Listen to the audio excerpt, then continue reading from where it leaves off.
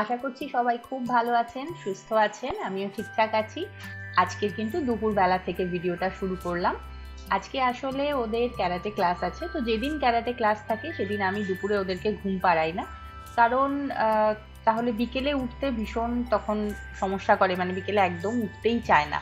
তো সেই জন্য যখন যেদিন যেদিন ক্যারাটে থাকে সেদিন দুপুরটা আমি ছেড়ে দিই।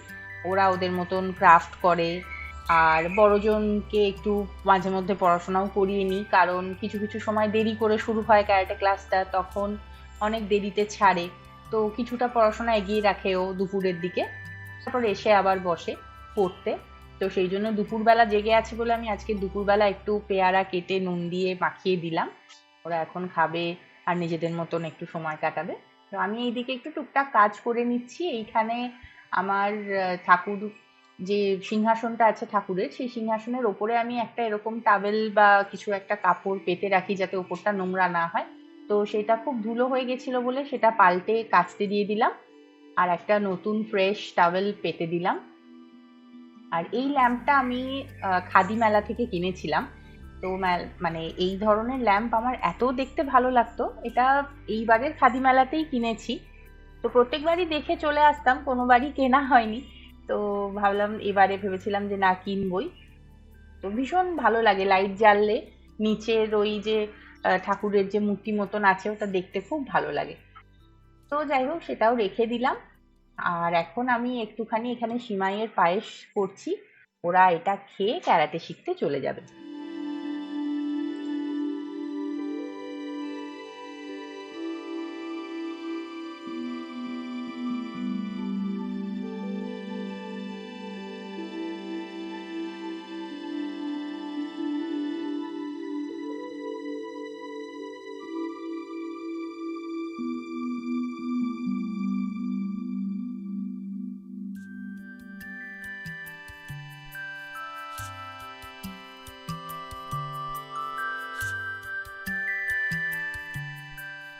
আমি যখন কোনো রকমের পায়েস রান্না করি, ধরুন চালের পায়েস, সিমাইয়ের পায়েস, তখন আমি এর মধ্যে কোনো কাজু কিশমিশ দিই না। কারণ আমার বাচ্চারা পায়েসের মধ্যে কাজু কিশমিশ দিলে পছন্দ করে না। ওরা এমনিতে ড্রাই ফ্রুটসটা খায়, মানে কাজু কিশমিশ এমনি দিলে খেয়ে নেয়, কিন্তু পায়েসে দিলে খায় না। তো সেই জন্য আমি দিই না। আজকের আমি ওদের জন্য এই যে সিমাইয়ের পায়েসটা করছি, এটা আমি প্রথমে সাদা তেল আর একটু ঘি মিশিয়ে খুব ভালো করে লালচে করে ভেজে নিয়েছিলাম। তারপরে ঘন করে রাখা দুধ দিয়ে সেটাকে একদম ভালো করে ফুটিয়ে, যখন সিমাইটা যখন নরম হয়ে যায় তখন তার মধ্যে চিনি দিয়ে দিয়ে, চিনিটা দেওয়ার পরে চিনিটা গলে গেল যখন, তখন আমি একটু গুঁড়ো দুধ মানে ঠান্ডা দুধের মধ্যে গুলে সেইটা দিয়ে দিয়েছিলাম। আর এই যে আবার আমাদের বাড়িতে কাঁঠাল চলে এসেছে, আমার মাসি শাশুড়ির বাড়িতে কাঁঠাল হয়েছিল তো দিয়ে গেছিল। আর এখন আমি পায়েসটা ঠান্ডা করে ওদেরকে খেতে দিয়ে দিয়েছি, কারণ ওদেরকে আবার ক্যারাটে ক্লাসেও যেতে হবে। তো এখন এই যে দুই ভাইয়ে গল্প করতে করতে খেয়ে নিচ্ছে। এই সময়টা বেশ তাড়াহুড়ো করতে হয়, কারণ চটপট খেয়ে আবার রেডি হয়ে বেরোতে হয়। তো চলুন ওরা বেরিয়ে পড়ুক, তারপরে আবার আসছি।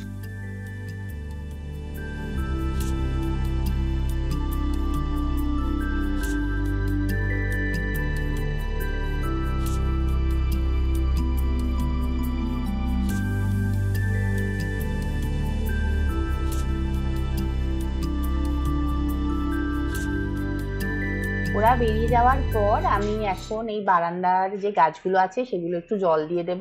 আজকের কিন্তু সাংঘাতিক গরম ছিল সকালবেলা থেকে। আর এই বাইরেও যে গাছগুলো রেখেছিলাম সেগুলো জল দিয়ে দিলাম। আর তার উপরে এখানে ওই যে যেহেতু পায়রাগুলোকে খাওয়াই, ওরা এসে বসে একটু নোংরা করে, তো সেই জন্য ওপরগুলো একটু ধুয়ে দিই আমি মাঝে মাঝে। একটু হাত টাত দিয়ে দাঁড়াই, তো সেই জন্য ওখানটা একটু ধুয়ে পরিষ্কার করে রাখলে সুবিধা হয়।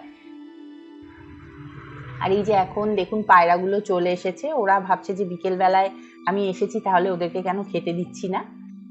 আর এই যে এখন পুরো পশ্চিম দিক থেকে রোদটা এসে এখানে পড়েছে, সূর্য মামা এবার পাটে যাবে। আর একটু দেরি আছে, সময় আছে। তো চলুন ওদেরকে এখন একটু খেতে দিয়ে দিই।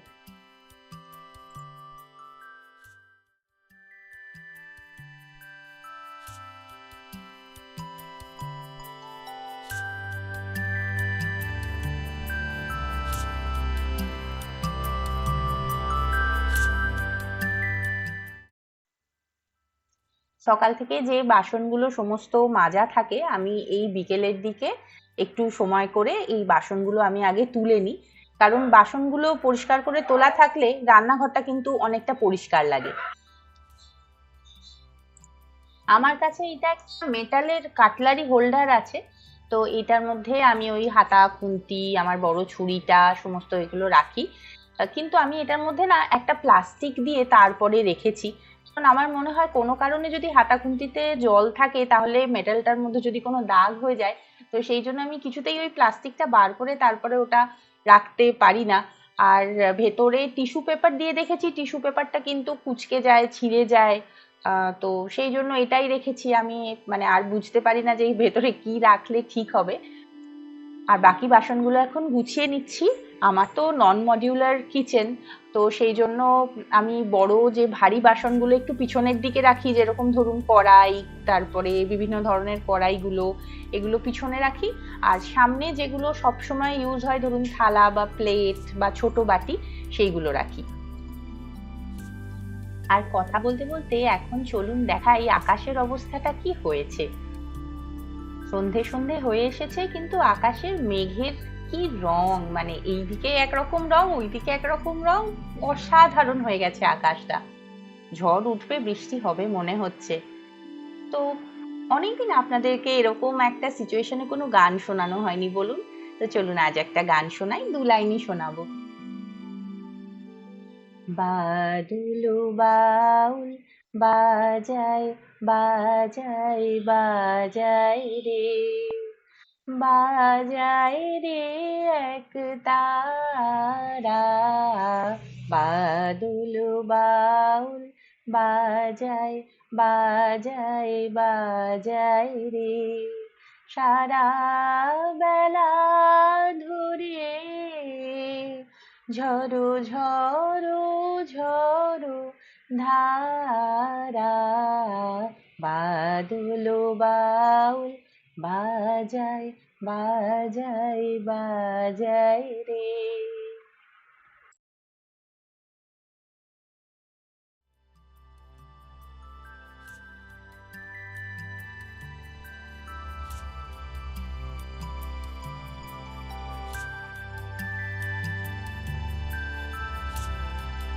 কেমন লাগলো গানটা? আসলে এইরকম ওয়েদারে এই ধরনের গান গাইতে বা শুনতে কি ভালো লাগে বলুন? আমার তো ভীষণ ভালো লাগে। মানে ওয়েদারটার সৌন্দর্যটা যেন আরোই বেড়ে যায়। আর এখন আমি, ওরা যেহেতু ক্যারাটে শিখতে গেছে, আমি এখন ঠান্ডা মাথায় ওদের জন্য নোটস বানাতে বসেছি, মানে বড়টার জন্য, আবিরের জন্য। তো আমি যখন পড়াই তখন একটা চ্যাপ্টার পুরো খুব ভালো করে পড়িয়ে নিই, তারপরে ওকে রিডিং দেওয়া করাই পুরো চ্যাপ্টারটা, সেখান থেকে যত রকমের স্পেলিং হয় সেইগুলোও করাই, তারপরে সেখান থেকে শর্ট কোয়েশ্চেন যা হয়, লং কোয়েশ্চেন যা হয় সেগুলো করাই। আর নোটস বলতে আমি মাঝে মধ্যে ওকে দিয়েও লেখাই, আবার কখনো একটু ফাঁকা থাকলে আমি বসেও লিখে দিই। তো তাতে কি হয়, ও এসে পড়ে নেয়, পড়ে নিয়ে ও আবার তারপরে আমি কোয়েশ্চেনগুলো লিখে দিলে ও আবার সেই আনসারটা পড়ে নেওয়ার পরে আবার একবার লেখে। মানে আমি যেহেতু পড়াই, তো তাই জন্য কিভাবে পড়াই সেটাও একটু আপনাদের সাথে শেয়ার করলাম।